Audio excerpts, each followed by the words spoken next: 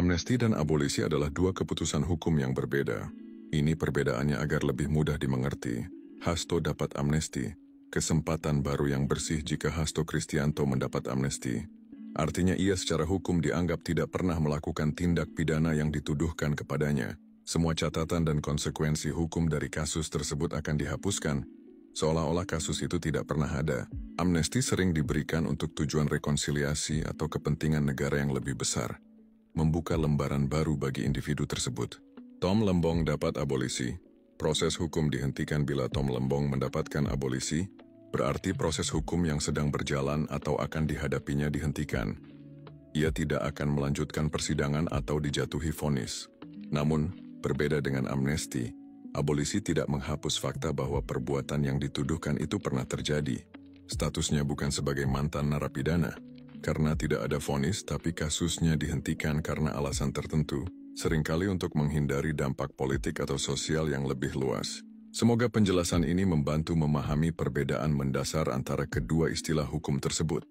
Teriakan masyarakat yang bersumber dari public common sense tentang rasa keadilan sekarang membuahkan hasil. Saudara Hasto Kristianto dan saudara Tom Lembong yang keduanya telah divonis dijatuhi hukuman penjara oleh pengadilan negeri, sekarang mendapat amnesti dan abolisi yang artinya keduanya nanti harus dibebaskan.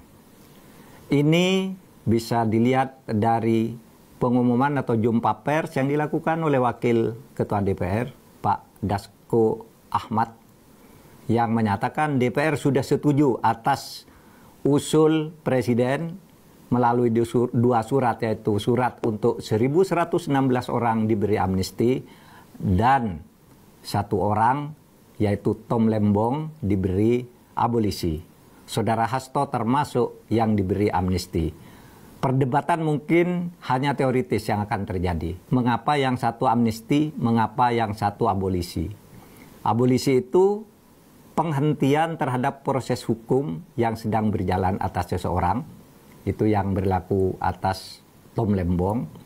Sedangkan amnesti peniadaan akibat dari sebuah pemidanaan, sehingga sama juga harus bebas. Tinggal keduanya menunggu keputusan Presiden.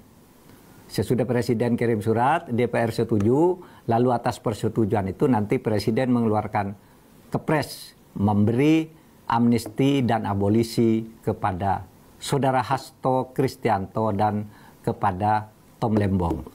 Tapi yang terpenting sekarang jeritan hati nurani masyarakat agar hukum tidak dijadikan alat politik. Agar hukum itu ditegakkan hukum sebagai hukum, bukan karena pesanan politik. Sekarang memberi harapan baru kepada kita bahwa hukum akan mulai ditegakkan dan mudah-mudahan ini akan berlanjut. Kita doakan Presiden Prabowo tetap mendapat semangat untuk menjadikan negara ini sebagai betul-betul negara hukum. Jeritan hati masyarakat dan opini publik serta public common sense ternyata benar bahwa kasus yang menimpa Hasto Kristianto dan Tom Lembong memang sangat kental nuansa politiknya. Dan itu tidak boleh diulangi lagi.